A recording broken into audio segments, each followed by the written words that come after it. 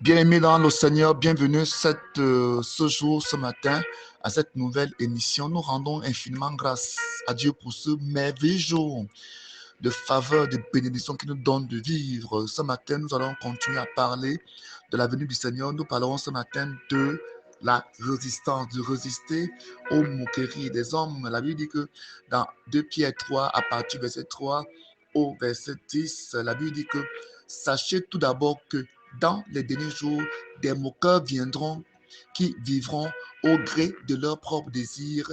Ils tourneront votre foi en ridicule en disant, eh bien, il a promis de venir, mais c'est pour quand nos ancêtres sont morts et depuis que le monde est monde, rien n'a changé. Mais il y a un fait que ces gens oublient délibérément, c'est que Dieu, par sa parole, a créé autrefois le ciel et la terre. Il a séparé la terre des eaux et l'a rassemblée au milieu des eaux. De la même manière, Dieu a détruit le monde d'alors par les eaux du déluge. Quant à l'heure et au Quant à la terre et aux cieux actuels, ils sont réservés par cette même parole pour être livrés au feu. Ils sont gardés en vue du jugement où tous ceux qui n'ont aucun respect pour Dieu périront. Mais il y a un fait que vous ne devez pas oublier, mes chers amis, c'est que pour le Seigneur, un jour est comme 1000 ans et 1000 ans sont comme un jour. Le Seigneur n'est pas en retard dans l'accomplissement de sa promesse, comme certains ne, comme certains se l'imaginent. Il fait simplement preuve de patience à votre égard, car il ne veut pas qu'un seul périsse, il voudrait au contraire que tous parviennent à se convertir. Mais le jour du Seigneur viendra comme un voleur. En ce jour-là, le ciel disparaîtra dans un fracas terrifiant et les astres embarrassés se désagrégeront et la terre se trouvera jugée avec tout ce qui a été fait sur elle. Amen. Dans la Bible nous dit que les hommes viendront et se moqueront de la promesse de la venue du Seigneur Jésus-Christ. Donc nous devons faire très attention aux philosophies, théories et enseignements qui fusent à gauche et à droite, même dans les réseaux sociaux, n'est-ce pas, tournant en dérision, tournant en moquerie, n'est-ce pas, notre espérance. La Bible dit que ces hommes vivent au gré de leurs désirs, donc sans tenir compte de Dieu.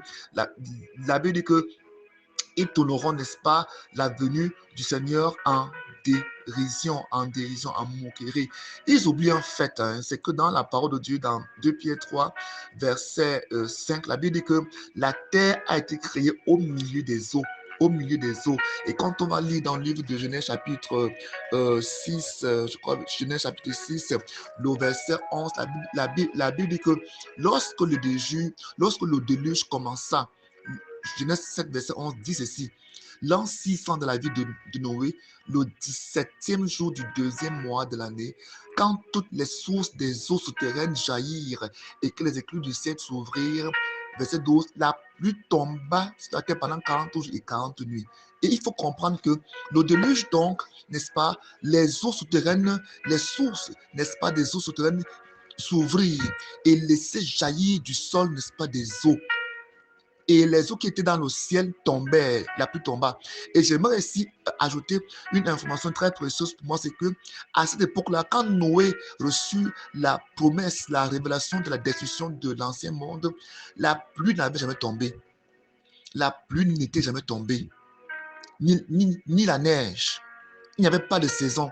Il faut comprendre ça. C'est pourquoi quand Noé annonça que le déluge devait tomber, devait s'abattre sur eux, les hommes riaient, les hommes se moquaient, parce qu'ils n'avaient jamais vu de pluie. Ils n'avaient jamais vu de pluie, dit la parole. La pluie n'était jamais tombée. Donc pour eux, c'était une grande première.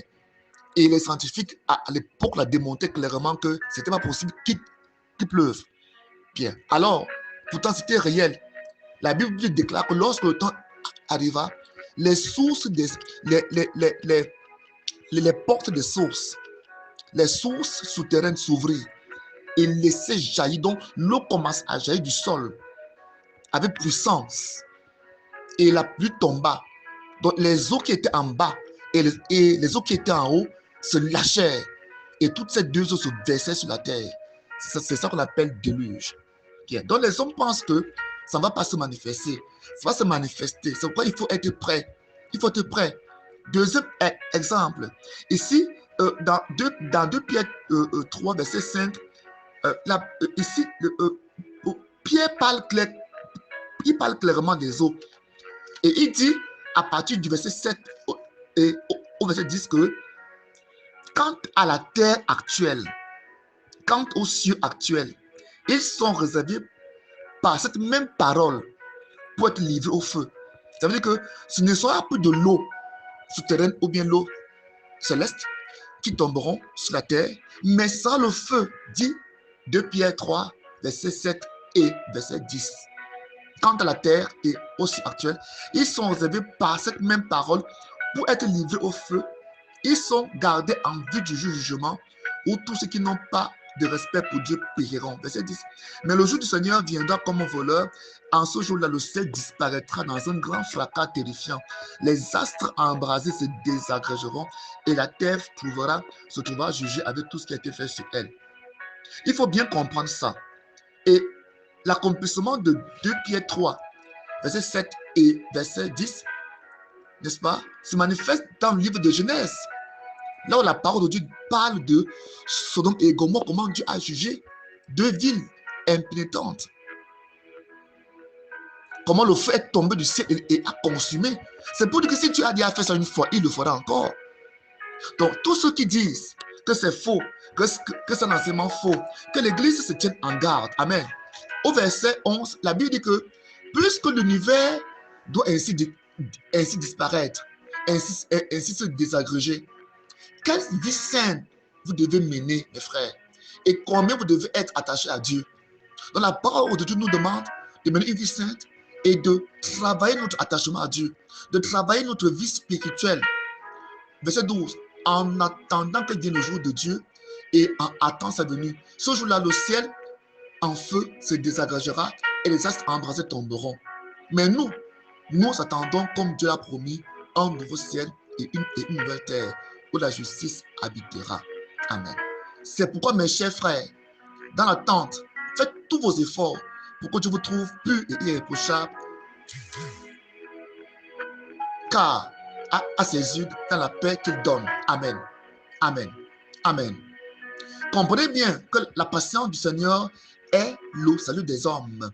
Paul, notre frère bien-aimé, l'a aussi bien écrit avec sagesse. Donc ici, Pierre montre que même Paul a dit ces choses-là. Il a fait comme dans toutes ses lettres où il aborde des sujets, certes, il s'y trouve des passages difficiles à comprendre dont les personnes ignorantes et mal affermies déforment le sens, comme elles le font aussi pour leur propre ruine, les autres textes de l'Écriture. Quant à vous, mes chers amis, vous voilà prévenus. Prenez garde et ne vous laissez pas entraîner par l'égarement de ces hommes vivant sans respect pour Dieu et de perdre ainsi la position solide que vous occupez. Au contraire, progressez sans cesse dans la grâce, dans la connaissance de notre Seigneur Jésus-Christ et Sauveur. À lui, c'est la gloire, dès maintenant et pour l'éternité. Amen. Voilà le texte. Donc, comme d'habitude, je veux prier pour les malades. Je veux prier pour tous ceux qui sont malades. Parce que la volonté de Dieu est que tu guérisses. La volonté de Dieu est que tu sois en santé en attendant ce jour. Parce que tu dois être en santé pour bien prier. Tu dois être en santé pour veiller. Tu as besoin d'être en santé pour lire la parole. Tu as besoin d'être en santé pour prêcher. Tu as besoin d'être en santé pour donner ton témoignage. Alors je prie pour toi, mon frère, ma soeur, de par le monde qui écoute cette parole. Père éternel, s'il te plaît, je viens devant toi avec tous ces malades, toutes ces hommes qui souffrent dans leur chair, qui souffrent dans leur sang, leurs os, leur corps, leurs organes. Papa, étends ta main et guéris tout cela au nom de Jésus, sans exception. Répands ta puissance de guérison afin qu'ils sachent que tu es vivant. Éternel, nous chassons de leur vie les esprits d'infimité, les esprits de maladie au nom de Jésus. Tout cancer de sang, des os, cancer du col de l'utérus, cancer des os, nous chassons tout cancer de cerveau, toute tumeur cérébrale. Nous chassons au nom de Jésus. Nous prions que la guérison soit sur vous. Soyez guéris maintenant. Que la puissance de guérison se manifeste dans vos vies. Commence à remercier le Saint-Esprit. Dis merci au Seigneur pour la guérison. Dis-lui merci pour la guérison. Père, je te dis merci parce qu'ils sont guéris. Que la guérison se manifeste en vous au nom de Jésus-Christ. Amen. Mon nom, c'est l'apôtre Bétien Bled. Mon contact, appel WhatsApp est le plus 237 699 97 82 47. Que Dieu bénisse pendant que vous partagerez. Amen.